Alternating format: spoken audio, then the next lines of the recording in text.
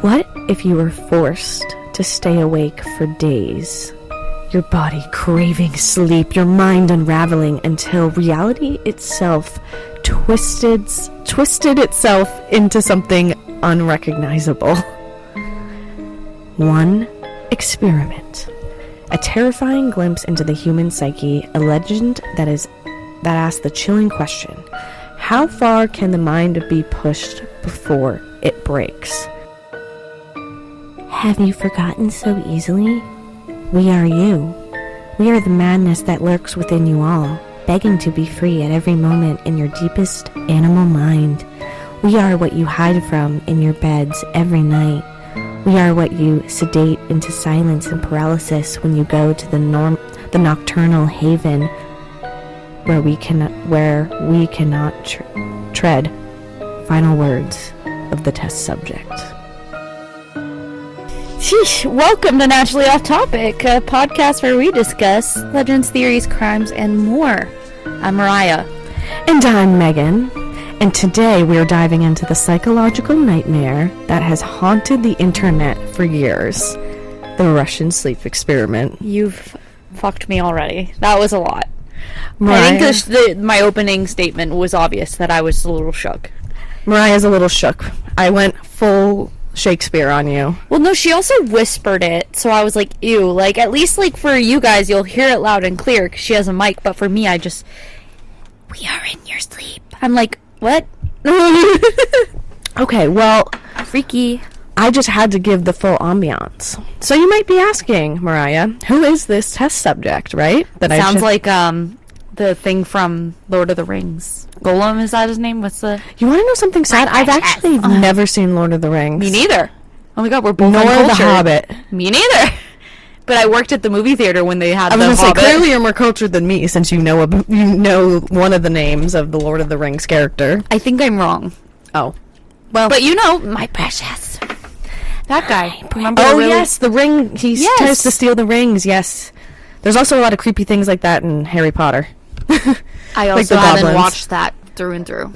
Ugh, that one you really should. Sorry I burped, but that one is a really good one. I've tried multiple times and you just can't. Well, welcome back everybody to another episode of Naturally Off Topic. As you can see, we naturally went off topic the second we started. Mariah, you look so pretty today. Thank you for dressing up for me. I feel like the chunky girl that like tries to like in elementary school that puts on fake makeup for the first time. Oh my god. Just like stares at you like, "Hi mom." First of all, you know, not that chunky girl. You look hot as fuck. Oh, thanks. You sexy motherfucker. I'm blushing. Stop. Oh my god, I'd be so a lesbian for you if I wasn't in a relationship. Oh, with a you're man. still in a relationship? That's nuts. I know, crazy, right? I'm just kidding. You're still married to your boyfriend, your husband? My boyfriend? Yeah. Yes, I sure am. Oh, good. Well, we hope everyone's gotten their tax returns, but today we want to talk about...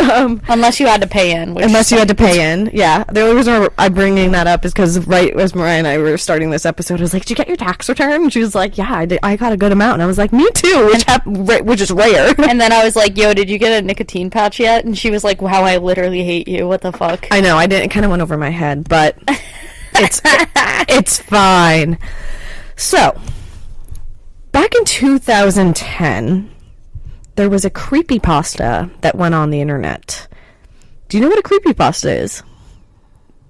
Should I pretend I don't, or is this the time where I'm like... No, I never did. So I was going to say, I introduced you to it. Right. Okay, yeah. So the tea is, I love creepypasta. They have like a bunch of...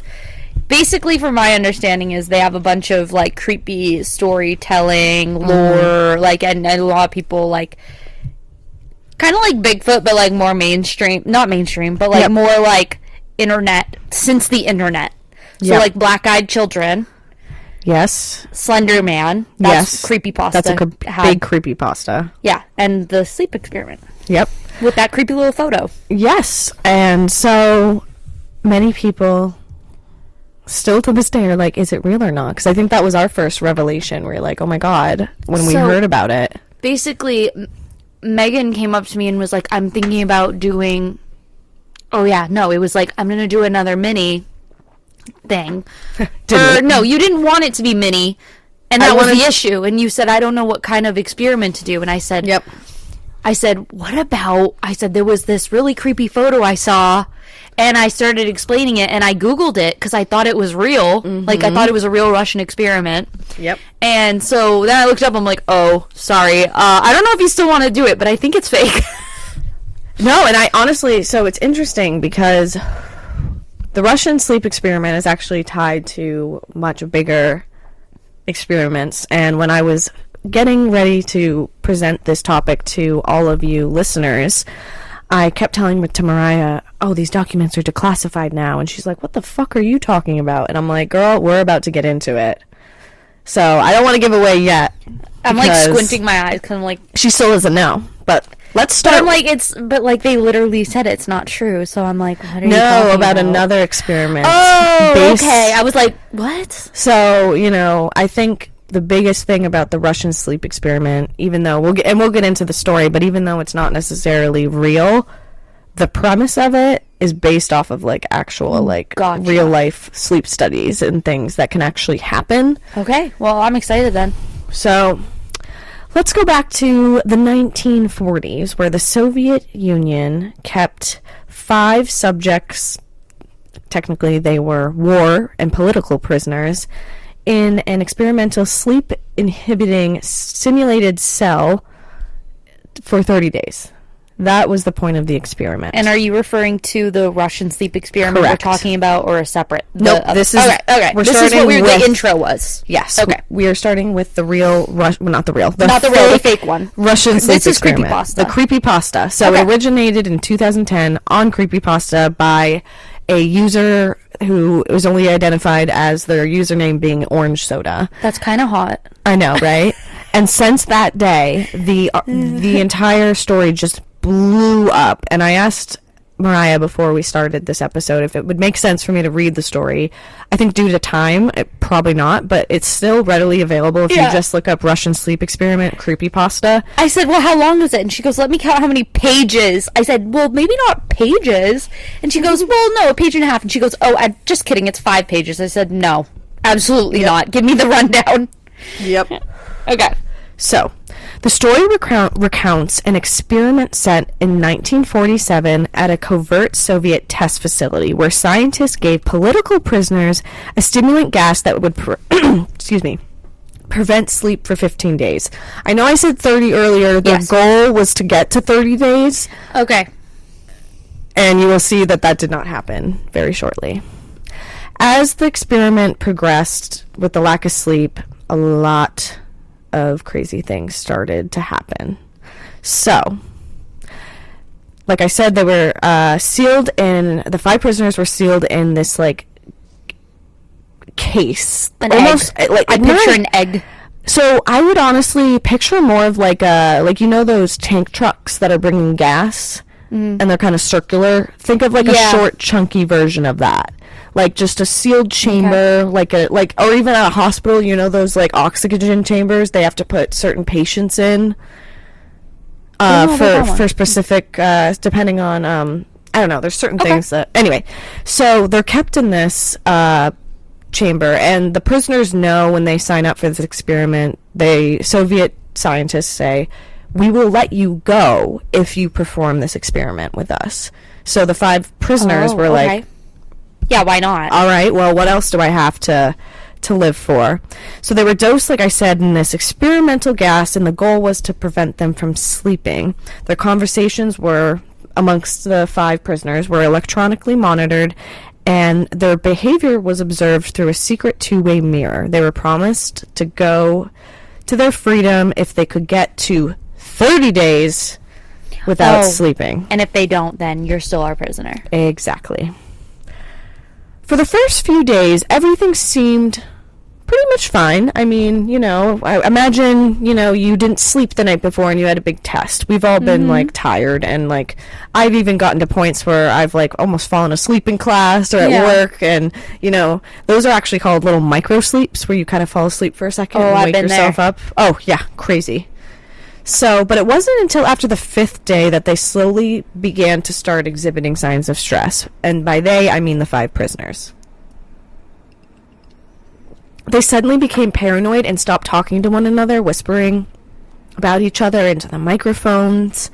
9 days in, the screaming began. 2 of the sleepless prisoners just started running around the chamber, yelling so hard that their vocal cords nearly broke. They became withdrawn and paranoid. Oh, sorry, that is a repeat of what I said. They turned frantic, they ranted and raved. Actually, I think it actually says that one of the prisoners actually did almost rip out his vocal cords because of this situation. So, suddenly, however, after all of this screaming, and they're screaming themselves hoarse, the voices stopped. The chamber became dead quiet. Fearing for the worst, the researchers announced that they were opening the chamber, but a voice from the inside whispered, "We no longer wish to be freed." Mariah's so scared right now. I have my fingers to my mouth no. Where's Milo when you need him? Pierced. I know. On the 15th day, so that was day 9, and they were like, okay, you don't need me. We're gonna go now. We're gonna go. Yep. Yeah. Just, it was silent. From day 9 to 15, it was silent. So, well, yeah, they didn't want to be freed anymore. And, at this point, the scientists also were at a point where they had commanding officers that they were probably trying to, give them direction, but they were getting concerned about the well-being of the prisoners. But they knew that the experiment had to keep going on. What did they care, the prisoners? Yeah. So, the others also began to harm themselves, tearing off their flesh and organs and smearing them on the walls and windows. They showed no signs of pain or fear and seemed to have the superhuman strength and endurance. They also refused to eat or drink and begged the researchers to keep the gas on. So, Ew. Keep it on. Yeah. And so, it. Yes, exactly. So, they check on them, and then afterward, they start mutilating each other and themselves, the prisoners, because they're running on 15 days of no sleep. So the scientists end up deciding on that 15th day to end the experiment and actually start pumping, air into the chamber and not the gas. But unfortunately, the prisoners were too far gone. So on the 15th day, like I said, they were shocked when they went back into the chamber to find that 4 of them were still alive, but barely recognizable as human beings, that's where that famous photo come in. That photo fucking haunts me at night. The food rations past day 5 had not been so much as touched. There were chunks of meat from the dead test subject's thigh and chest stuffed into the drain in the center of the chamber. All 4 surviving test subjects also had large portions of muscle and skin torn away from their bodies. The destruction of flesh, exposed bone on their fingertips indicated that the wounds were inflicted by hand. The abdominal organs below the ribcage of all 4 test subjects had been removed, while the heart and lungs and diaphragm remained in place, and the skin and most of the muscles attached to the ribs had been ripped off. Anyway, I'm not going to keep going into this because it's a little graphic, but you can imagine there was a lot of gory crap. Okay. What is the most graphic part? Come on now. We can handle it. We're big girls. Okay. Big girlies. Alrighty. And boys. All the blood vessels and organs remained intact. They had been taken out and laid on the floor, fanning around the eviscerated but still living bodies of the subjects. See, how could I be scared? You can't even pronounce eviscerated. Eviscerated. Well, there's a word in the last podcast. I know. That you couldn't pronounce. I know that. It was facade. It was facade. Facade. Because I kept saying it was facade. Yeah, facade. Dumbass. Listen, I know I'm a dumbass. Hearing words and then reading words is so different. It's so hard. Okay, so are you saying they're dead now? Because you said that their veins were laid out on the ground, so that's a little confusing to me. Okay, wait. Hold on, She's like, let me scroll back up to page 3. To answer your question, this is the alive subjects. They mutilated themselves. And when they came in, their veins were on the floor. Yeah. Wow, work. That's queen behavior. That's cunty. That's my new favorite word, by the way, cunty. Ooh, I love that. So, the digestive tract of all four could be seen to be working, digesting food. It quickly became apparent that they were digesting was their own flesh they had ripped off and eaten over the course of days. That sounds about right. They had mutilated themselves beyond repair and had eaten parts of their dead companion. They attacked the researchers and soldiers who tried to remove them from the chamber, killing one and injuring several others. They screamed that they did not want to sleep and they would die if they did. The researchers managed to subdue and restrain the prisoners and attempted to treat their wounds. However, they found that the prisoners had no pulse, no blood pressure, and no brain activity.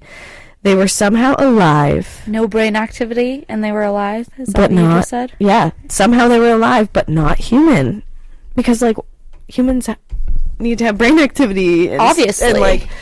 Even zombies, like in Walking Dead, need brain activity. Right. So it's like, what? They also resisted any sedatives or anesthetics and continued to struggle and scream. One inmate, like I said, was dead. The others, they were mutilated. And because they were refusing to leave by force... they shot him. Yes, that does happen. And okay, wow, work. Let's go. Let's go, psychic medium. Yeah, so they kept fighting against the people that were trying to take them out, and when they asked why they had been mutilating themselves, each gave the exact same answer: I must remain awake. So basically, like to keep them awake. So the prisoners, yeah, they were self-mutilating themselves to keep awake. So eventually, like to hurt themselves so they stay awake. Yes. Yep. Yikes. So the researchers actually wanted to kill the prisoners and remove all traces of the experiment, but their commanding officer demanded it be resumed immediately, with the researchers joining the inmates in the sealed chamber. Horrified, the chief researcher shot him point blank. Because he shot the commanding officer for being like, we're resuming this experiment. Yeah. And you're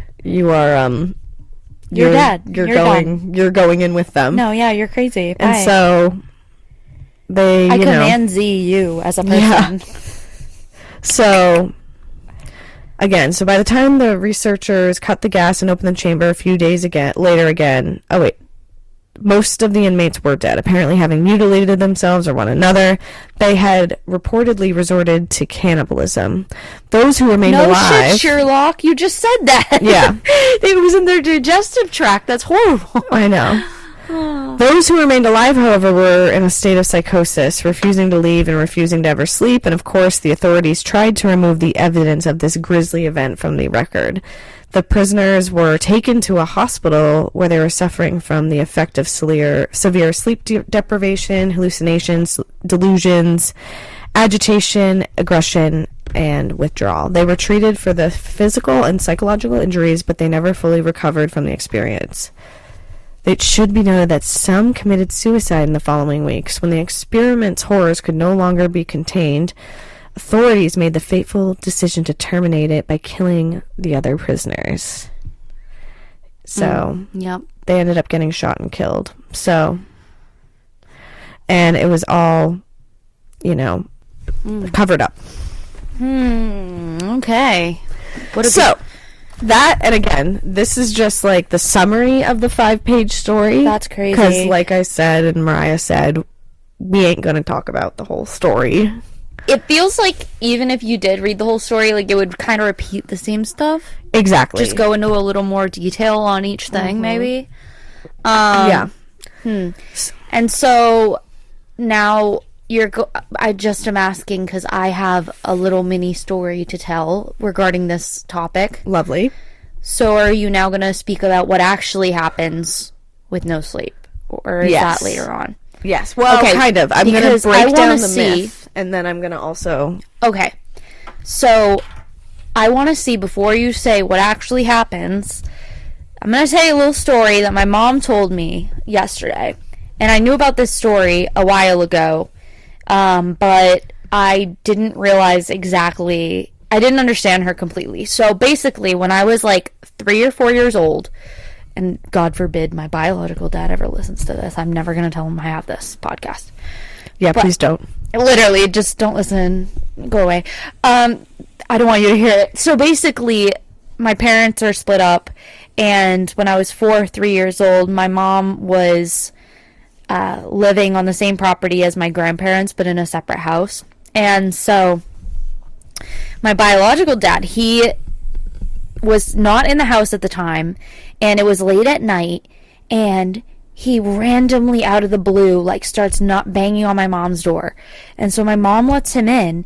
He is only wearing shorts, no shoes, no nothing. He walked from his house miles away in the middle of the night to come over to her house to talk to her, and he looked crazy, and he was very angry and aggressive, right? So she's trying to like calm him down and like just talk to him like nicely, so that way things don't get more aggressive and he doesn't hurt her or me, who was, you know, in bed sleeping. So you, at this point, he comes over, you had no idea that this was taking place. I'm like 3 or 4. I've only heard the story. Got it, yeah. And so they go into the bedroom, and they're both like on the bed, and they're talking, and he's getting so mad. My mom says that the bed started shaking. And the whole time she has told me this story, I thought she meant he was shaking and shaking the bed, or he was against the bed, like pushing it, shaking it. And he went and he looks at her and goes, "You feel that?" And she's like, "Yeah, I think I need to go get my mom." My mom told me yesterday, when she was saying that, he was not shaking, and he was not shaking the bed. It was like a demonic force was like actually shaking her fucking bed. So like a demon was actually there, like possessing him and shaking the fucking bed like exorcism. Wow. Now, why I'm saying this is he hadn't slept for 2 days or 3 days, and this is what happened. So this psychotic fucking meltdown, whatever this was, he hadn't slept, and also he could have been on drugs. But so I'm curious if this is what happened. That's subtle. He could have been on drugs. Well, I don't know. He's a little fruity. You never can count it out. You're right. You can never count it out. He did end up going to the mental hospital after that. I don't know if that's the polite psychiatric hospital. Yeah, that's probably a more polite way to say it. Right. He was sent there. I would assume so. But even like in the horror movies, they show that in so many scenes of like, you know, people being put in mental institutions because they're like, there's actually a demon in my house, and then it turns, obviously in the movie it turns out to be real. But I'm like, but was it actually a ghost, or was he, you know what I mean? Like, well, the bed was shaking out of nowhere. Science would tell you, based on like that it was what in our I've head, read, but I don't believe that. Right. But not even like in your mom's head. Like they would say that your dad was clearly in a state of psychosis, which not forced him, but that's what made him do the crazy thing he did, right? Walk miles in the middle of the night. Like he probably did. After the fact, did he have any memory of this? I've never talked to him about it. I have no idea. I would never bring it up. Well, you should ask your mom, because did your mom ever follow up with him? Be like, I doubt it. They weren't together, and she was worried he was going to kill us. Okay, so she kind of just like... She's just kind of like... let him be taken away and was done. So I'm wondering, I'm like, was it the lack of sleep? It could have... Was it drugs? So I'm curious to see what you say about people with lack of sleep. Would they go on this fucking psychotic breakdown? I don't know. Yeah. Well, that's an interesting tidbit, and I'm glad you brought that up, because we are going to get into the breakdown of what actually happens when you don't sleep. Okay, interesting. But before we do that, obviously I want to preface the breaking down of this story, which... no such story took place, people. As we kind of already said, there's no way that people could stay awake for 15 or more days sleep. No. And there's no such thing as a gas that could keep people awake. But it's exactly like you had said, the creepypasta fandom, right? There's stories like Slenderman, the lanky, faceless giant who takes away kids or whatever, right? He takes kids away. Interesting. I haven't heard that one. Slenderman takes kids away, but what are you talking about? That's giant? What I'm saying. Slenderman, the story he's tall, but he's a faceless, tall man in a suit. White face. Yeah, I have it written down as lanky, faceless giant because he's really tall. Yes. And he takes kids. And there was like videos, like AI videos back in the day. Oh, even worse. There's actually been a story, and maybe we'll have to cover it at one point. 2 young girls in Wisconsin, actually, one of them really did happen. like they attempted to brutally murder their friend because Right, of with Slenderman. Yes. And I think there was a time where one of them did murder a girl. I don't know. Yes, something happened. I think you're onto something. I think I remember that from years ago. So I just wanted to break down a few of the percentages that come with this creepypasta fandom. So you were totally onto that. So you're one of these humans. Yes. 71% of survey takers. So I don't know the exact number. This was based off of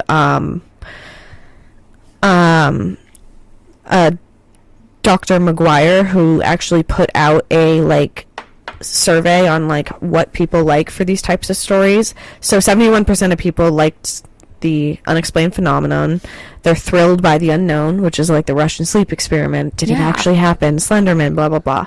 First person narratives were 68%. This report argues that if the story is told on a personal account, there's always a possibility it might be true, even if you know realistically it couldn't.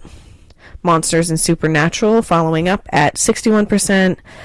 Of course, I think I would argue supernatural Slenderman. And also, they also say Russian sleep experiment, too, with the idea of, like, these people having inhumane, or inhuman I strength. feel like that's similar. Yeah.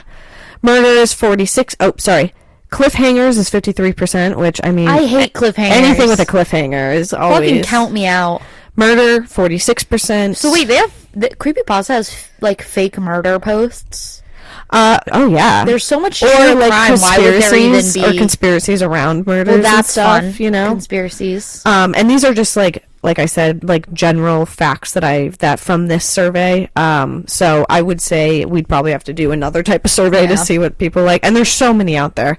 At one point, I had to be like, all right, I can't keep reading this information. There's like too much. Totally. Last two are creepy images, being 24%. Again, I would argue that the Russian sleep experiment has a creepy image. Falls into that. So, and then lastly, creepy videos, which is at 6%, which there was an AI Slender Man video. Yep, exactly. So, the Russian sleep experiment is the most viral creepypasta on the internet with a total of 64,000 shares. It is that one's the most popular over Slender Man, according to her. Oh, okay. Well, she's a fucking liar because the whole entire world knew about him, right? You know about and black-eyed children. I didn't know about the Russian sleep experiment or black-eyed kids until black-eyed children. I don't think is thought from creepypasta initially. Actually, I know it's not because I was gonna do a podcast episode on it, but I always associated it with them because I feel like I've read like stories on it, so first-person stories on it. Yep. So, in the case of the Russian sleep experiment, however, it rings true because it fits with with all the categories we covered above, and it also comes with the knowledge around unethical experiments on human beings in the 1940s, which was a thing during World War II as well. Later, the CIA experiments with sleep deprivation. That we're going to get into, and that's going to be interesting. So, now let's kind of get into the science of the sleep deprivation that you have been super, super, super excited about. So, sleep deprivation, also known as sleep inefficiency or sleepiness, is the condition of not having adequate duration and or quality of sleep to support decent alertness, performance, and health. It can be either chronic or acute and may vary widely in severity. All known animals sleep or exhibit some form of sleep behavior, and the importance of sleep is self-evident for humans, as nearly a third of a person's life is actually spent sleeping. Damn, okay. Right?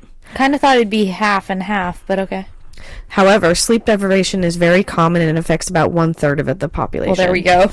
So insomnia, which my whole family it runs in. Yep.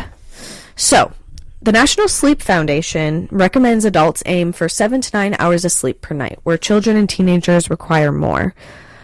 Lack of sleep can cause a myriad of symptoms, which include aching muscles, blurred vision, depression, color blindness, drowsiness, loss of concentration, weak immune system, dizziness, dark circles of the eyes, fainting, confusion, hallucinations, symptoms of drunkenness, tremors, headaches, hernias, hyperactivity, impatience, irritability, memory loss, nausea, psychosis, slow reaction times, slurred speech, weight loss or gain, and constant yawning. So literally anything you don't want, sleep deprivation. Yep. So that is why it is super important to make sure you continue to sleep, because sleep debt is another thing, and it refers to the buildup of losing that optimum sleep. So, they always say you should reach that level of REM for a certain amount of hours. Yeah. They actually say before the invention of electricity that our ancestors would sleep around 9 hours a night because they always had to do things by candlelight, and when it went dark, that was bedtime, and when the sun would come up, that's when they would wake up.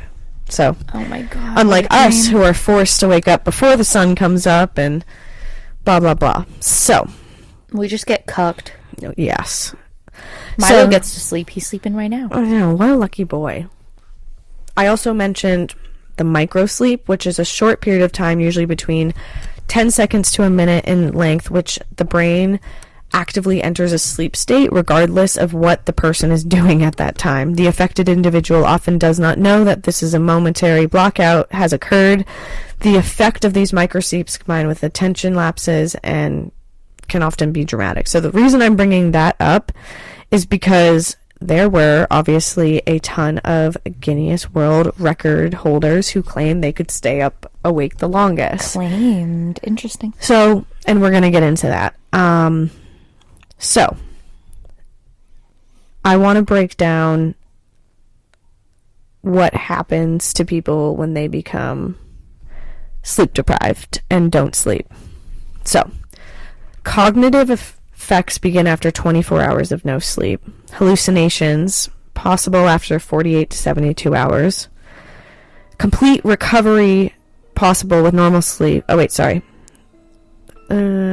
Cognitive decline after 2 to 3 days, and then after 1 week you would go into a complete psychosis. So a whole week without sleep, is that possible? Well, you'd probably have to be on a lot of drugs. Yeah.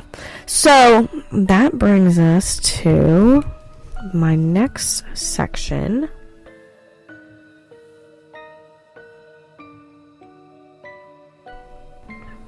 All right, everybody. Thank you so much for bearing with us. Mirai and I just hopped off for a hot second, and we were just talking about sometimes we just have so much information that it's hard to, present it all. Because, right. I could be talking for days about this shit.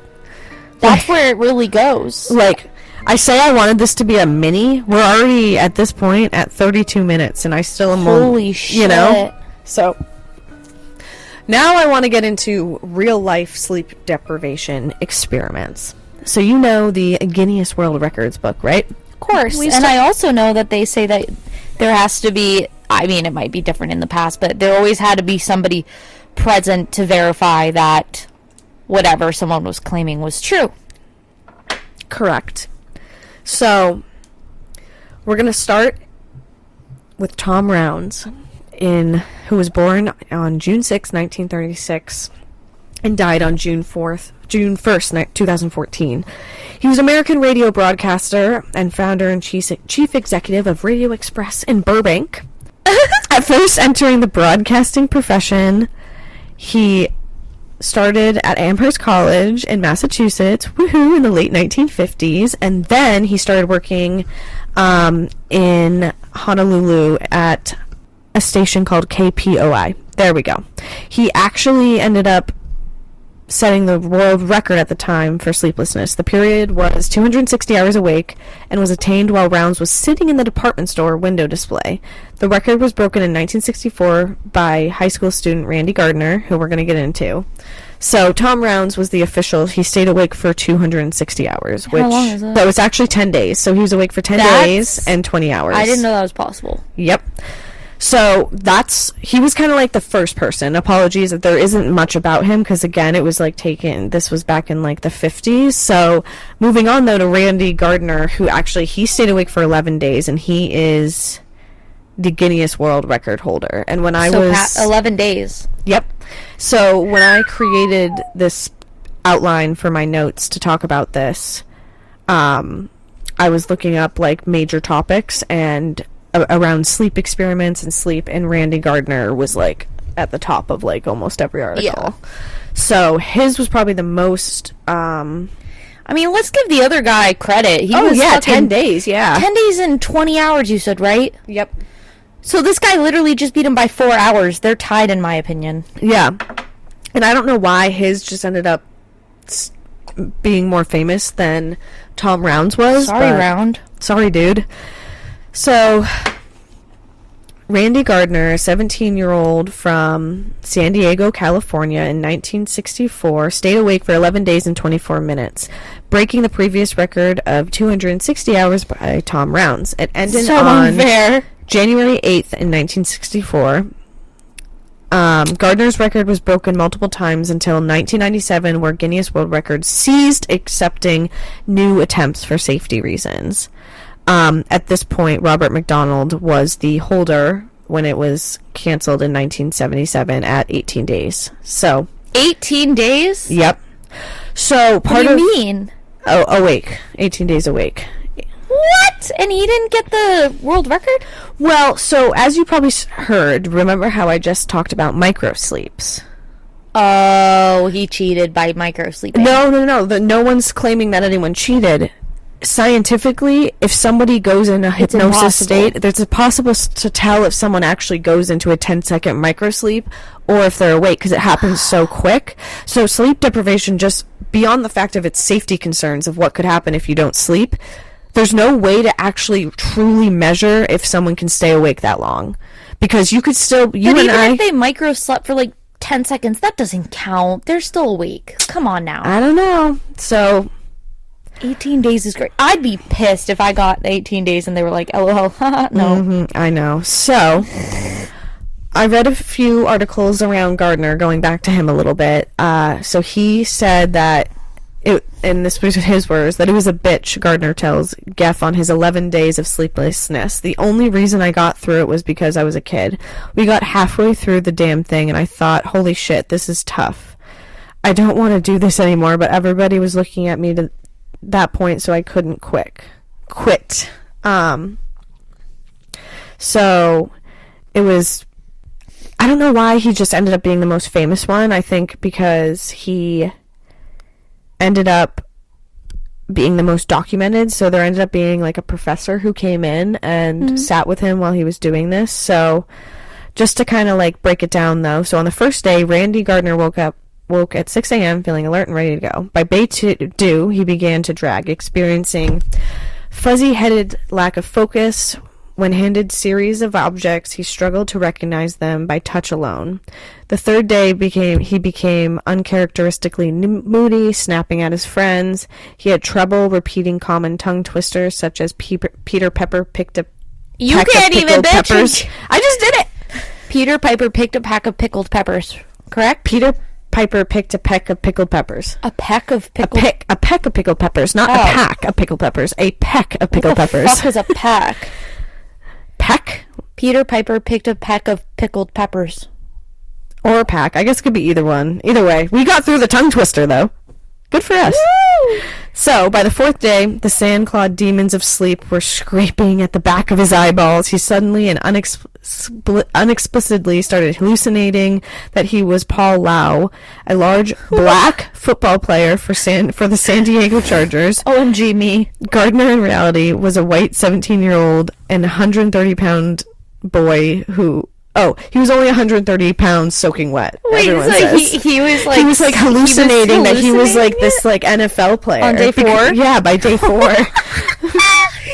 I kind of love that. Go off. Could you imagine? That's so awesome. Wow. So as more days passed, his speech began to slur. He had trouble focusing his eyes, frequently grew dizzy. He had trouble remembering what he would say from one thing to the next. Shit. And he continued to be plagued by hallucinations. One time he saw a wall dissolve in front of him and became a vision of a forest path. What the fuck? On the 11th day, he was asked to subtract 7 repeatedly, starting from 100. He stopped when he got to 65 and said he had forgotten what he was doing. Yet later that day, Gardner held a press conference in which he spoke without slurring his word and appeared to be in excellent health. To be fair, I can't do that. Like, okay, 100 minus 7. Is it 93 or 92? What is it? 93. Okay. 93 minus 7. Yeah, you lost me. I was gonna say, I was just staring at Megan. I'm like, She's waiting for me. I don't know. So after his 11th day, he finally he stopped the experiment. He slept for nearly 15 hours and returned to normal. You returned to normal after that? Nice. Well, supposedly. In 2017, Gardner did report he started to experience serious insomnia. That's been happening since 2007, which is about a decade after a sleep experiment. And he does think that participating in it was to blame for his insomnia. So kind of sad. Odd. Yeah. So next we're gonna do Robert McDonald, who is in 1997 was stopped monitoring the record for the longest time to stay awake. The record holder, he was like I said, in 1997, he went 453 hours and 40 minutes, which is 18 days, 21 hours and 40 minutes without sleep in 1986. Although we were no longer monitor the record due to the inherent dangers associated with sleep deprivation, we can still say that no one is known to have broken it since McDonald. So he is the person who technically... So he did fucking break it. They just didn't want to give it to him for some fucking reason. Yeah, so... Why is that? That's so weird. Because they didn't want to encourage people to continue to try to do this, I guess? Yeah, because it's dangerous. It's dangerous. Sleep is a necessity for all life. Because people would try to beat that. Oh, absolutely. So, and I think if you're a business that is trying to find people who do the most extreme of things, it has to be world record. Yeah, it has to be safe. Yeah. So the Guinness has to put that standard out there and be like, that's look, true. Because you God forbid if Gardner or McDonald say they died from this, they can't say that because they're dead. But their family could sue. No, you're right. They could. So I think it's just a way to protect themselves a little bit. Mm-hmm. So I had this other guy named Tony Wright.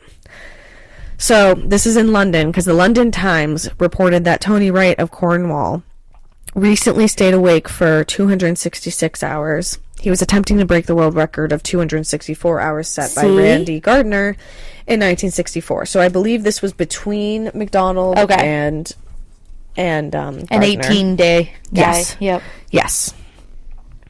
Wright was also attempting to demonstrate that thanks to his caveman diet of raw food, he was able to train his mind in such a way to stay awake for 11 days and remain coherent and aware of what is going on around him. He fought off tiredness by drinking tea, playing pool, and keeping a diary. Yeah. I'm sorry, I don't mean to laugh. Guys can have diaries, but even fully grown women, when I say I have a diary, I feel silly. You know what I mean? I don't have one, but yeah, I don't shame it. I have a diary. So, but sadly for Tony Wright, they were tainted after the Guinness World Record books of actually claimed a Finn called Tommy Saloni went without sleep for 276 hours in February of 1964. The record was removed from the book after in 1989 following concerns from medical experts. So he ended up not getting any type of fame from doing any of this. So because they're claiming this guy Tommy Saloni in Tony Saloni? Tommy Saloni in Hämeenlinna, Finland, actually beat him. So poor Tony Wright. So he tried really hard, but damn. So as you can see, there's a lot of humans. So there's a lot of humans. A lot of cuck happening. I'm definitely going to have to post my show notes because I'm, just for the sake of time, I'm not going to go over the years of sleep deprivation because there is a timeline of record breakers and effects they've suffered spanning from the 1950s to the 90s. And I think those are things that y'all as individuals can definitely chat about.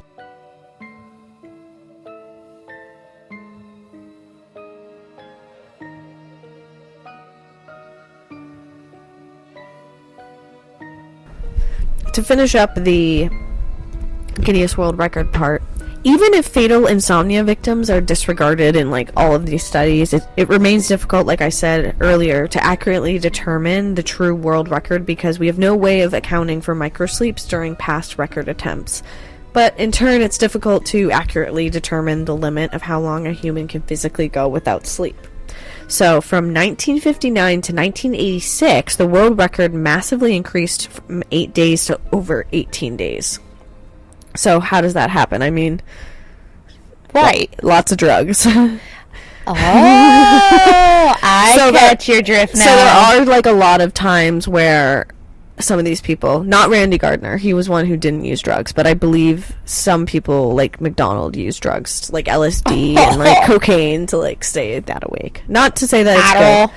Yep, exactly. So the record hasn't been broken for over 36 years since McDonald. No, that doesn't make sense. The record hasn't been broken for over 36 years since then, which suggests that it's impossible to achieve the barrier, which could be 19 days.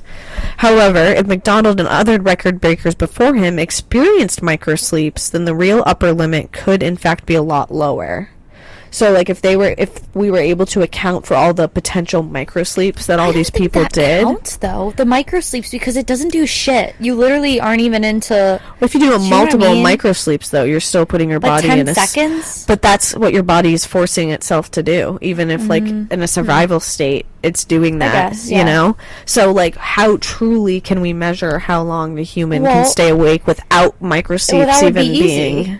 That would be easy. We put them we have the gear in the hospital. You just- Right. I think You that could monitor it that way. Would it be smart? No, and you would And probably also- fall asleep because you're literally laying in like a bed. You know. Right, and so then that brings us back, it all comes full circle, right? It comes back to, is it even ethical Well, to force it's someone not. to do that, What right? if they And- wanted to though? But it's But still, as a scientist and as a It's not medical right. professional, it's unethical and it's against your Hippocratic oath to do those things. I don't know what and scientists honestly, take. I but- don't think that anybody could go more than a day without microsleeping. I fucking probably I microsleep don't after think 10 so. hours of sleep. Well, that's what I'm saying. I'm like, I need like 17. I don't think so because you don't realize that you're doing it. You know what I mean? Like, Yep. I've been at work, I've been at class, I've been at wherever, and I'll slowly fall asleep. And, oh, wait, wake up. You know what I mean? It's like Yep. you can't control it. Exactly, yeah. So that's why it's like hard, I think, to know the answer until someone does it. I And was like, just watching Real Housewives reunion. There was a girl, one of the housewives, accidentally micro-slept on the reunion show. And the host was like, "Are you sleeping?" She's like, "No, I'm good." No. Interesting. So there's also another idea, and I was talking about this with some of my colleagues at one point, where there's also the idea, why are there people that can operate on 4 hours of sleep? Right? So there are people that are called chronic short sleepers, where Yes. they don't, like, truthfully, they don't need 8 hours of sleep to be a functioning human. Isn't that wild? So, for example, like, my dad was definitely a short sleeper. He says I get probably like 5 hours a night. And a short sleeper is someone who gets on anywhere between 4 to 6 hours a night of sleep versus the healthy amount, which is 7 to 9. My grandfather was like, he could not sleep throughout the night. He had wicked bad insomnia though, so it wasn't Yeah. choice.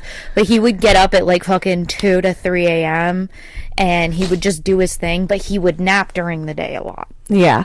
And that's I don't know if your dad does, but my dad takes like kind of 10 have to if minute you're not naps. sleeping. Well, yeah, so there's the difference, right? Insomnia, people are probably still like super tired and like exhausted and they're like, I need to sleep. Yeah. Short sleepers are people who can still have the pep in their step, ready to go, Oh, fuck even off that. of 4 hours of sleep. That's and crazy. that is who my dad is. Like, he doesn't suffer from insomnia. Like, he just No, that's nuts. Especially because you're like the opposite of him. You're like, I need to sleep till like 12. I know. Mariah slept over at my place, and my dad's like just so excited in the morning. I don't know why. He's like, Megan, how are you? And I'm like, go die.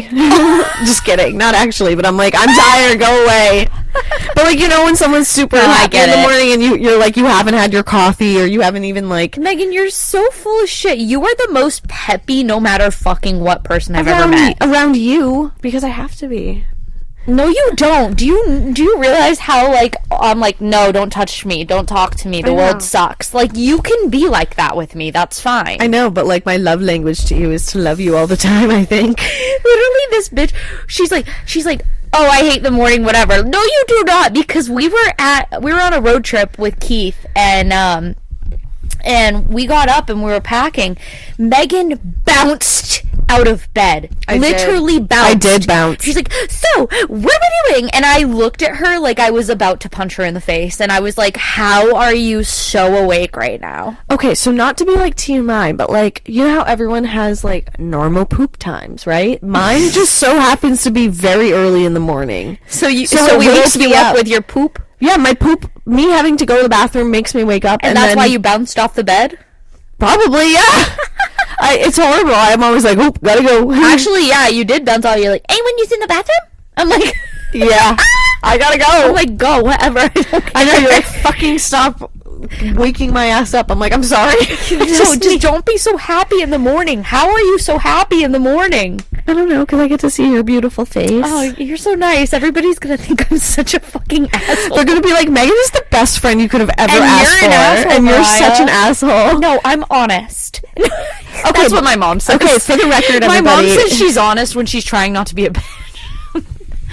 Okay, but Mariah treats me well. We've argued over the fact that both her husband and my boyfriend haven't done the cutest. Well, they do cute things for us, but like we've honestly said at times when they're busy, we're like, "Why are we going on dates? They don't even want to hang out with us." On dates. We do. We take each other to go do fun things. We're planning our next road trip. We are. It's going to be so fun. Megan brought over some champagne, so we're sitting over our podcast with some champagne. I know. Talking How about romantic. We're going to go to dinner after. I know. Talking about how we're like dead inside and sleepless.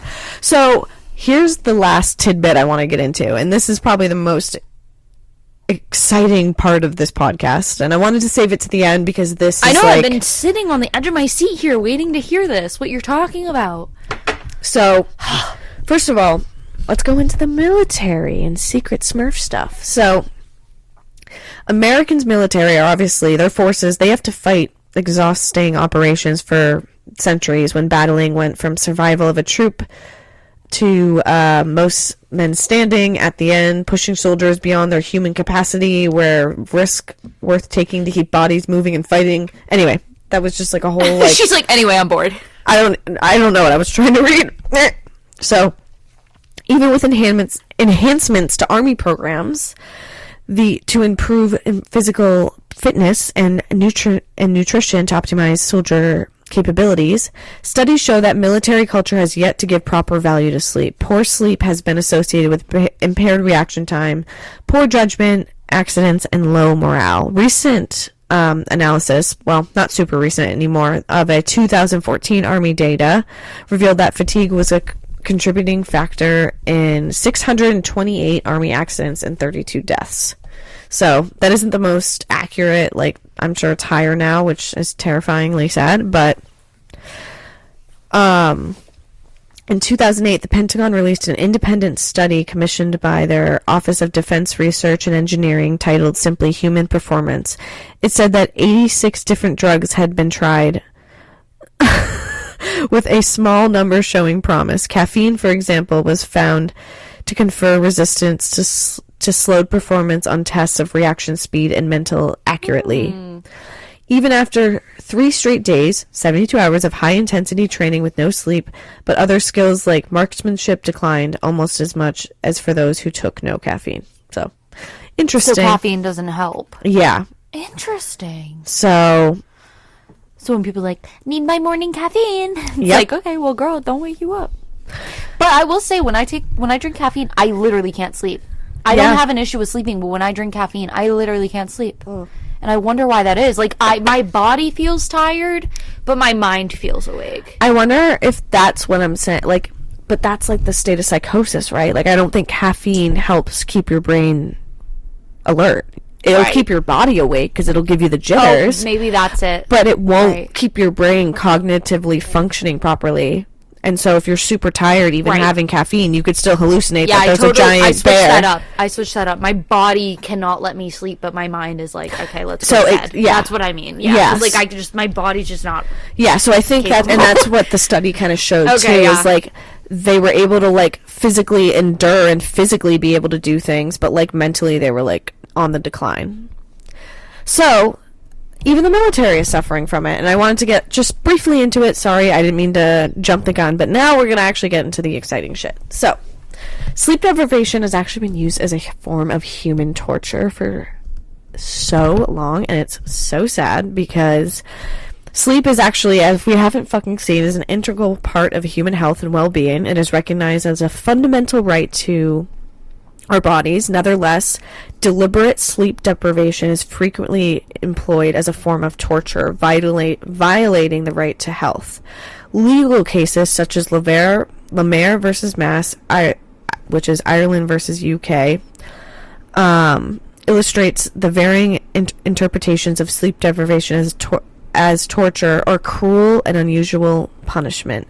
Ambiguity in domestic and international legal definitions underscore the need for collaboration between health and legal professionals. Clinicians can offer expertise about the psychological consequences of sleep deprivation, which informs the legal courts as torture. So, among the numerous cruel tactics utilized to torture and harass captives, sleep deprivation is often overlooked as dehumanizing torture method. As at first glance, the process lacks any physically inflicted pain, right? Because like you're just being forced to stay awake. So like, and I don't think anyone is feeling pain from staying awake, right? You're not like being burnt alive or being like stabbed. You know, you're not feeling like... No, but it is the most, like, painful mental anguish. I know, you're so mentally and your body unwell. really does feel like a heavy weight. Like you are wearing, like, a ball and chain. And, yeah. Yep. No, trust me, I'm with you. So... You lost your hair tie, if you're wondering. It's right behind you. I was like... It was hanging on by a hair. I figured, yeah. So... I talked about this Samuel Lemaire, mentioned him briefly. So he was imprisoned in the disciplinary segregation unit in the Oregon State Penitentiary. The DSU contained cells that were lit up 24 hours a day, which the plaintiff alleged disruption to his sleep and led to psychological problems. The district court found that the 24-hour lighting conditions to be unconstitutional, stating there is no legitimate penological justification for requiring inmates to suffer physical and psychological harm by living in constant illumination. So this was like a prime example of somebody who was part of a sleep deprivation situation. So here are countries that still to this day use sleep deprivation as a form of torture. Okay. Iran. Torture techniques used in the Islamic Republic include whipping, sometimes back or feet. They also... Oh, wow, they do a lot of really mean stuff. Oh. They deprive people of sleep by suspending them from the ceiling and high walls, twisting forearms until they break, crushing of hands, and waterboarding is another famous one. So Israel is another one who does sleep deprivation. So Soviet Union, they have these prisons called gulags. Gulags, don't you know? Some of them are out in like Siberia. Others are like outside. They do sleep deprivation. Could you point to where that is on a map for me? You don't know where Siberia is? Siberia, No. Russia? Oh. Isn't that really... Wait, I'm gonna sound like a dumb bitch. Isn't that like right next to like China? Am I stupid? No, China's kind of like... I mean, yeah, Russia and China You're like, are connected. yeah, you are dumb. But I think Siberia no, is they're like the connected, uncharted... It's yeah. But like Siberia, Russia... Russia's like fucking huge. Yeah, and they have a lot of like land that's inhabitable because of the conditions. And if they are, they're very cold. So like Siberia being like a really cold place. Okay, yeah. So they usually would interrogate their victims in Soviet Union by only giving them 15 minutes of sleep at a time. So they're obviously monitoring them, and then if they start to sleep, they're like, hell no, wake up. yeah, so or they'll make them like stand up and not you can't sleep while you're standing up. We're not horses, so I disagree. I think that if you were so fucking tired, you probably could. right. Northern Ireland participated in sleep deprivation by depriving people of sleep, for many hours. Same with North Korea, but do we expect anything less there? Burma which is a company. Why do I keep wanting to call them companies? A country. Damn. That I don't even know where that one's located. Low-key, maybe in. I couldn't point I to don't that know. on a map. Yeah, same. Jordan, Pakistan, Saudi Arabia, and Tunisia. Do you think any of those places you listed we're gonna have listeners there? We do. We have had we might. Russian listeners. We do, yeah. Oh no, they're gonna be so upset that I just said where the fuck is Siberia. I mean, Oh no, it's fine. Sorry if we have any listeners from the country that Megan said that she has no idea where it is, and I said, huh? Well, and it's probably a pretty small country too. What if someone's there? Oh my god, I'm so Well, sorry. guys. thank you for listening to our podcast. Sorry that we're And if dumb, you're uncultured. if you happen to be in North Korea and hearing this, no, you didn't hear it. No, you didn't. Hear it. No, we you would didn't hear it. never be able to hear this because North Korea, their I've been getting their TikToks. TV and their No, I've been getting TikToks of people who live in North Korea, and I'm like, wow, this is nuts. right, like upper class people. It's actually like white people who like moved there, Right. and they're like posting that, and all the comments are like, girl, you shouldn't be posting this. Yeah, well, because like North Korea, they're a dictatorship, and like so all of their radio, TV, and everything is like monitored. So we'll never have a fan from North Korea. No, I mean, people who've escaped North Korea, maybe. That's true. Okay, So- anyway, sorry I got so distracted. So now I want to go into the MKUltra and government sleep experiments, which is what is Okay, being so this is what I thought you were declassified. getting in on a Yes. while ago. Okay. Yes, and I jumped the gun because I realized I just had way more information. Because Okay, that's fine. I just thought I was being dumb. I was like, oh wait, am I? Okay, all ears. So, though entirely fictional, the Russian sleep experiment reflects genuine historical fears rooted in the Cold War era research. During this period, both the Soviet Union and the United States conducted secretive studies exploring the effects of extreme conditions on the mind and body. These experiments aimed to test human endurance, investigating mind control techniques, and boost military resilience in ways that blurred ethical boundaries. One well-documented program was the CIA's MKUltra in the United States, which included research on mind control, sleep deprivation, and sensory manipulation. Though the Soviet Union, they were more secretive, reportedly conducted similar studies with the experiment believed to have tested prolonged wakefulness, sensory deprivation, and extreme psychological conditions. I kind of wish I spent more time on what the Russians did during this time, because I really focused more on the MKUltra one, but researchers on both sides sought to understand the brain's endurance under intense manipulated conditions. Though these projects were not as extreme as the Russian sleep experiment, the secrecy surrounding them has fueled ongoing public fascination with stories of unchecked experimentation and psychological control. So, what I do have on the Soviet Union was their notorious poison laboratory of secret services, alternately known as Laboratory 1, Laboratory 12, or Kamera, the cell in Russian, was one such real-life example of covert and ethically questionable experimentation. It was established in the 1920s. This laboratory was used by the Soviet secret police to manufacture and test poisons. Active for decades, the laboratory engaged in human experimentation, testing lethal chemicals on prisoners from the gulags, which, this is what I was saying. So literally the Russian experiment. So literally these were like the Siberian prisons, like way out that no one knew where they were. Is Siberia like the really cold place, Yes. like in Stranger Things? Where have you watched Stranger Things? Yes, love Stranger So Things. where Joyce went to rescue Hopper, that's exactly where we're talking about. Correct. that kind of vibe. Ah. Yep.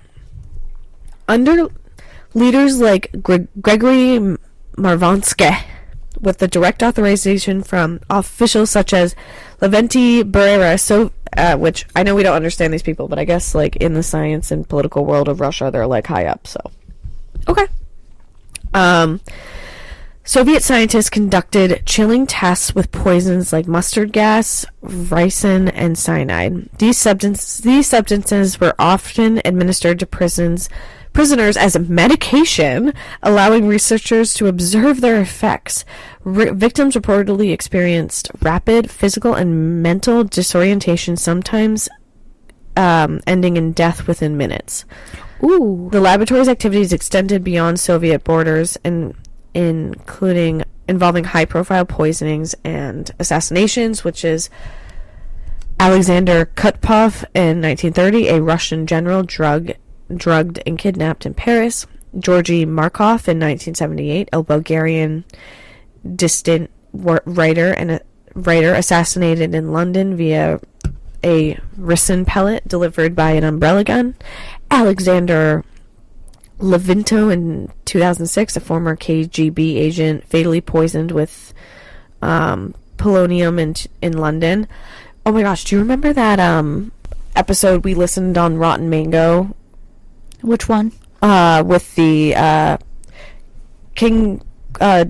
the North Korean leader. His brother was poisoned. Oh my god, vaguely. I've listened to so many of her episodes, so like they all kind of mix in. Lastly, Alexei Navalny, a Russian opposition leader, poisoned with a nerve agent while in Russia. The poison laboratory of the Soviet Secret Service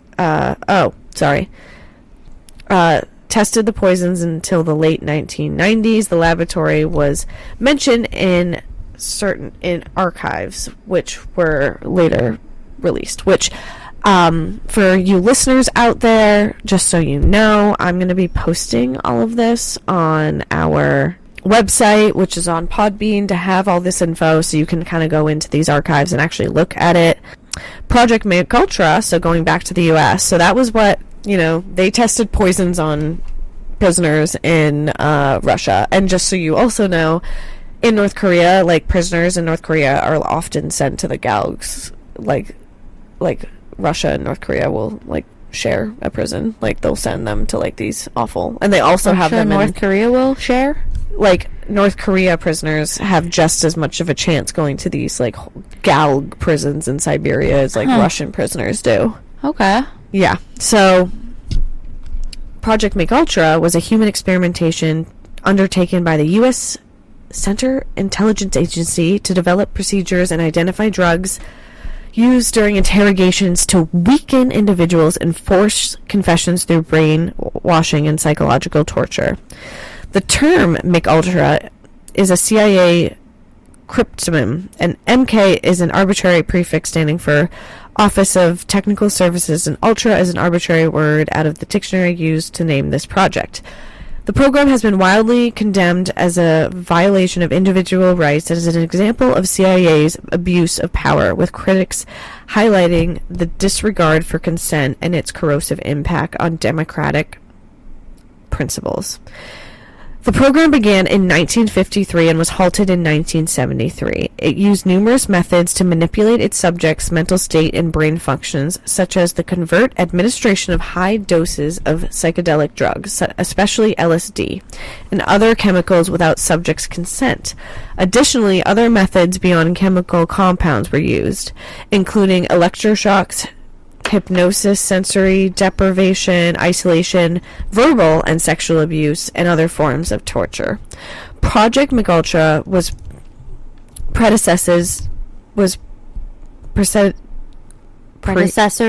preceded by Project Artichoke. Preceded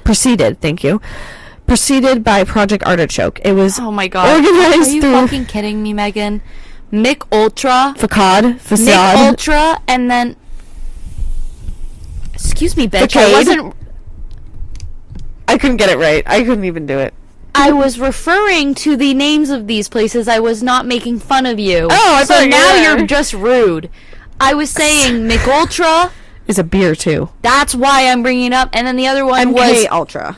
Artichoke. That was why I was stopping you.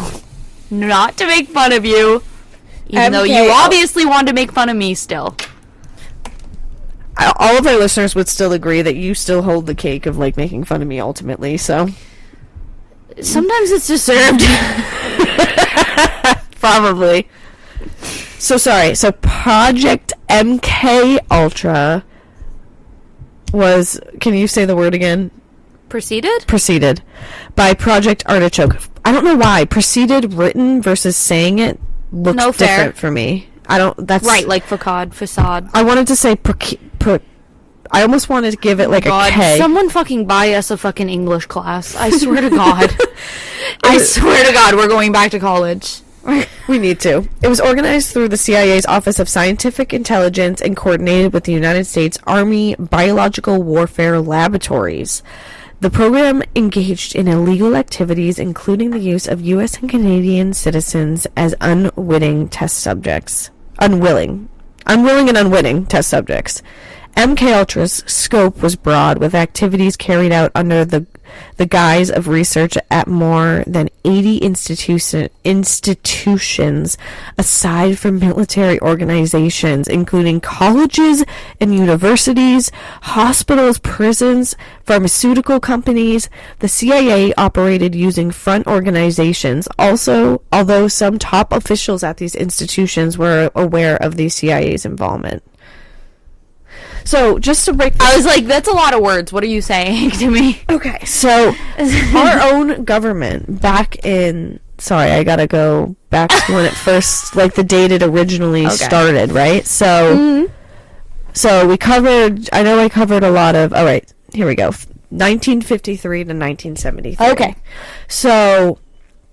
I know I threw a lot at you, so we started with... It was, you know that meme of the guy just, like, staring, and then there's, like, all those, like, math equations going across the screen, and then he looks shocked, and he goes, huh, that was me.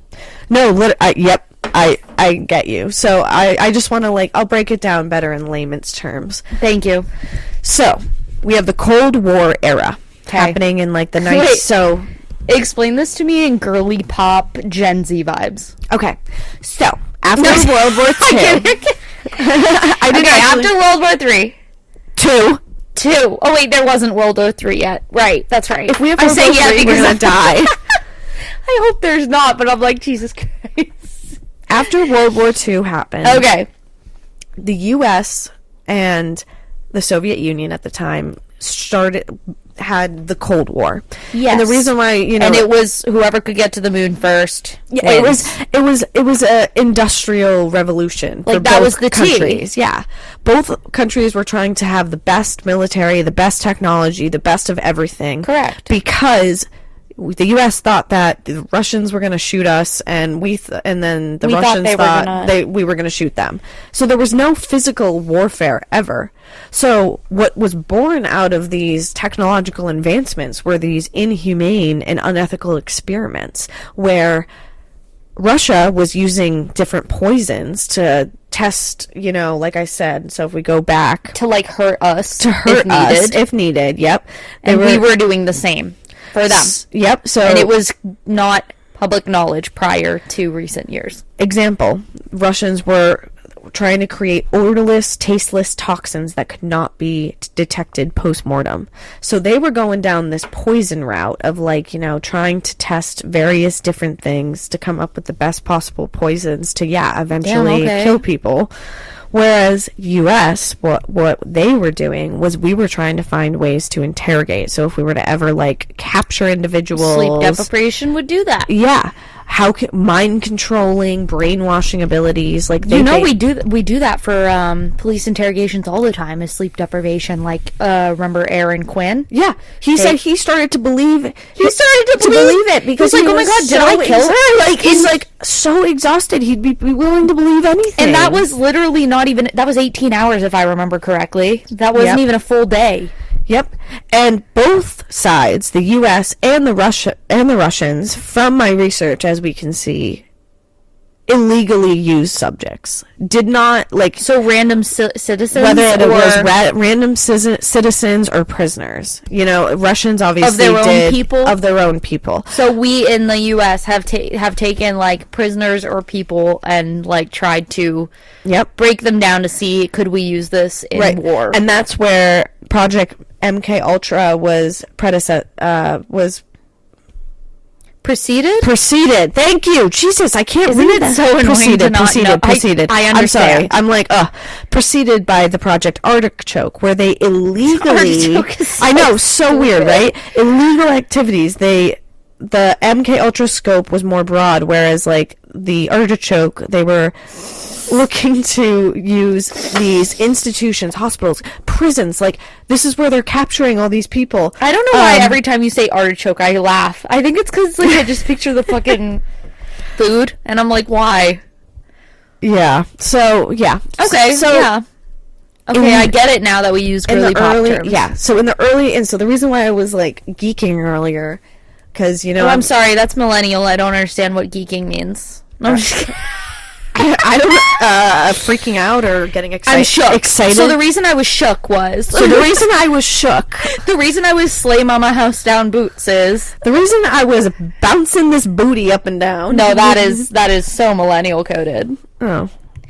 You know, I have some other friends that The reason recently these said... apple-bottom jeans were excited... No, just stop. I had friends the other day say, "You're yucking my yum." And I was like, absolutely stop that right now. Is that a thing? It was in our grandma's fucking age, and then I was like, can you like not say that? Can you say something cool? And they're like, stop acting like you're Gen Z. And I'm like, I am, bitch. All right, settle your britches down. No, I'm settling my bell bottoms down now because I'm trying to get with the times, so they're not skinny jeans anymore. I hate bell bottoms, by the way, but so they're straight legs. Anyway, no one cares. Anyway, naturally off topic here. So, end of the day, what ended up happening is in the early 2000s and also again in 2018, the CIA has officially released MKUltra's classified documents and all the people involved. So everything you just told me. Yeah, but you said 2018? Sorry, I missed it. 2018, there was a blogger who actually petitioned to get the rest. There's about 300 and something pages. Oh. I've gathered probably like 100 and something. Like so you've far. read it, or you're gathered, not read. There's so many. I mean, that's a lot of pages. And also, like, truthfully, I am not a like political or like scientist, so some of the terminologies and the legal jumbo they use and some of this jargon is a little bit out of my pay grade. Yeah, I mean... But what I really wanted to do, and the reason why I was excited to tell this part and saved it for last, is I just think the entire concept of our own government, like, you hear the conspiracies that it happens, but then you hear these real-life stories that this shit happened. Is that shocking to you, though? Like, this is not shocking news. I guess it's not, like, shocking more than it being, like, I can't believe that they're now also giving us the documents where we can read everything. Well, that's crazy. Yeah, but I just think, like, because we do it to our own people in interrogations, I'm kind of like, okay, yeah, I mean, there's a lot of unjust things. I feel like everybody in the entire world, if they had an enemy, they would use sleep deprivation as a... But I thought you were saying, like, they literally did, like, a Russian sleep experiment where they're like... No, but, like, they tortured and captured American citizens... Yeah, okay, so, like, that's kind of fucked up. But you said prisoners, right? But you said some American citizens. And Canadian citizens once they launched. Okay, what did the fucking Canadians do? Canadians just is next door. They like, probably captured some Mexicans too. They're so nice. Stop it. They probably took some Mexicans too. I wouldn't be surprised. Don't you hurt any of those people. I know. That's what I'm saying. It's bananas. So Project MKUltra, it was revealed to the public in 1975 by the Church Committee, named after Senator Frank Church, of the United States Congress and Gerald Ford's United States President's Commission on CIA Activities within the United States. Investigative efforts were hampered by the CIA Director Richard Helms' order that all MKUltra files be destroyed in 1973. Well, obviously, that didn't happen. Yep. The Church Committee and Rockefeller Commission investigations relied on the sworn testimony of direct participation and on the small number of documents that survived Helms' order. In 1977, a Freedom of Information Act requested that they uncovered a cache of 20,000 documents relating to MKUltra, which led the Senate to the Senate hearings. Some surviving information about MKUltra was declassified in 2001. So those are the documents that I am now, at this point, still trying to gather to post on our website for everyone to read at their own leisure, including myself. I personally would love to read more into it, but being as Mariah and I were on a time crunch of doing this episode, I wanted to just get the information out there. Yeah. But do you have any questions, concerns, or comments so far? Because that was the end. Now I'm at my closing thoughts. I think that I was annoying enough to keep stopping you every 2 seconds to get all my thoughts and we questions do that anyway. out. So I now don't think I have questions. I guess, I think I've said everything I need to say. So, I think end of the day, I mean, the unexplained phenomenon fact that we like that. That's why the Russian sleep experiment persists.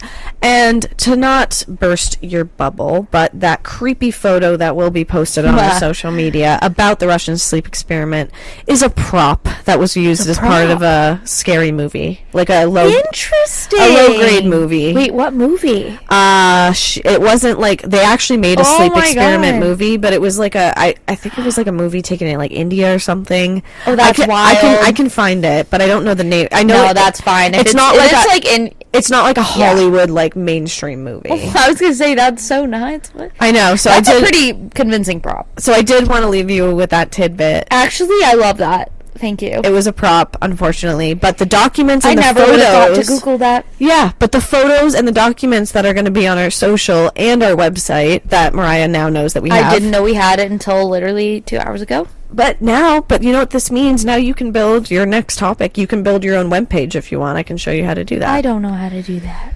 There's a lot of coding She was watching me do it, and she was, like, flabbergasted as I was, like, coding. I know you're, like, you did, like, you went through college and a marketing major and stuff, but I thought that coding was for, like, brilliant people. Or, like, IT or like, something. IT, like, you could build a house out of thin air. Smart type of people. You know what I mean? No. Because coding is so crazy to me. It's just a bunch of letters and numbers, and it's like you create everything. Well, I took a coding class in college, and I created a video game. That's so crazy. It's really easy. It's a program I can show you. We can look it up on our laptops after. We build games. Yeah, it's called Scratch. Can we build an actually off-topic game? Yes, actually we could. That's crazy. We could. It was a computer science course, and so I had to build like a mini like computer game. It's called Scratch. It's like a learning program to build the game code. Is like, can you or the computer talk over each other most? Like it's probably. That's awesome. But like, as always, guys, we really did hope you enjoyed this episode. Long story short, I think it is important to get sleep. And whether you're a short sleeper or a long sleeper like Mariah and I, sleep is important no matter what. Even if you have demons under your bed. The reason that well, because I started thinking more about what you said with the story about your dad. Yeah, that's wild. The reason he could have, if he truly was possessed, you said he went like 2 or 3 days without sleeping beforehand, right? So his psyche and probably physically, his immune system and like psychologically was already down from the lack of sleep. So his body was probably an easy target. His soul and body was an easy target for these demons. Wait, that's how they break you down. Are you like actually fucking with me? Because I know that you don't really totally believe in that stuff, so I feel like you're just trying to gas me up right now because no. I believe in this shit. You do sometimes. You're like not 100% sold.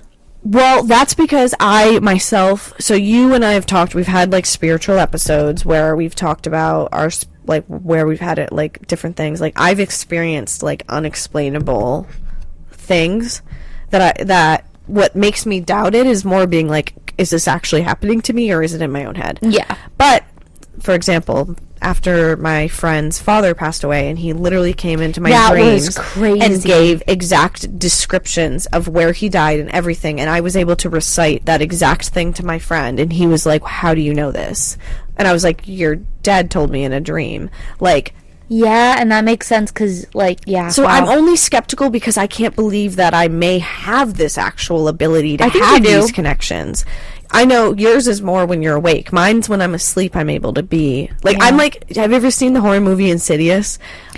Don't compare yourself to that. No, but I'm saying, like, I'm more of, like, when I'm asleep, I can No, but I know it's a astro-project horror and, like, movie and it's not good. no, I know, but I can, like, do more stuff when I'm asleep, and my spiritual brain can be more active, whereas, like, you've had things happen to you while you were awake. Yeah. So that's the difference between our spiritual journeys, I would say, is when I'm asleep, I'm more susceptible to, like, actually witnessing things.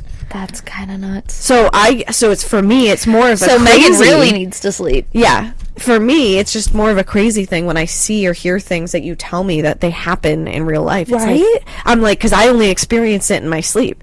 And then I get skeptical because I'm like, well, how do I know it's not a dream? Like, my grandparents will stand by the fact, and I'm going to cut this because, I know we have to get going is what I'm saying, but my grandparents stand by the fact that they used to have, like, these spiritual parties with their friends, and, like, they used to kind of, like, joke around and, like, have card games and say, oh, the spirits, whatever. And one night, shit you not, they will never... Well, my grandfather passed, and he has always said this story was true, and same with my grandmother. They were with their friends. The table floated. Whoa. And they started freaking the fuck out and, like, ran across the other room. The table fucking followed them. Hell no. They never, ever, ever fucked with the spirits ever again after that. Part of me would, like, want to, like, know more. Like, that's my other issue, is, like, I know, I'd be like, scared. that story, I'm like, but I'm no, like, you're kidding. And they swear, they're like, absolutely, no, this happened. so, like, here's the thing. And this is where, like, I'm not religious, but I'm faithful. Like, I do believe that there is, like, a God, and I do believe that, like, after we die, we go somewhere, whether it be what the Catholics believe in Jesus. I do believe there's something. Regardless, ultimately, I believe, as being alive, we are stronger than the spirits that are dead. So, like, when things like that happen, like floating tables, that's where I'd want to be like, all right, you can't scare me, though. Like, stop. Because you can't do this. I'm the alive one. I'm the one that's in But control. what if they, like... What if they throw the table at That's me? what I'm saying. What if they hit you in the head, girl? Girl? That's where I break out my cross and I say, go back to hell, you demon. And I start reciting the Hail Mary. We gotta go. Plus, I have too many, unfortunately, I have too many dead relatives who would protect me. I know they would, so. I thought you were gonna say they're the ones throwing the fucking table at you. If they are, then it's probably deserved at that point. Hell. If my mom is They're throwing like, a go table. get a grip. If my mom is, like, throwing a table at me, clearly I fucked up. She said, Megan, chill out, and throws the fucking table The at last you. time she visited, she was all like, I don't even want to chat with you. What? Well, She no, had last nothing time to say to me. Megan was like, should I be with my boyfriend? And she was like, no comment. No comment. And then, well, then I'd ask her, But like, she other was chatty tough Kathy. questions to you. She would and then- answer every other question. Oh, we're not saying the context. We were using dowsing rods. She would answer all your questions, Megan. But the one time you said, should I stay with my boyfriend? She's like, what? Who? What? Where? Yeah, sorry, she didn't Scotty. say anything. Yeah, sorry, Scotty, if you're ever listening to this episode. R.I.P. Well, she didn't say anything, so that's not good or bad. But Yeah. I'm just saying, she just went, ooh. But sometimes not saying thing also says something. All right, guys, we need to get off because we're a little buzzed and we need to eat. So, I'm hungry. as always, keep it real, Keep it freaky. keep it naturally. As Bye-bye. always, bye-bye.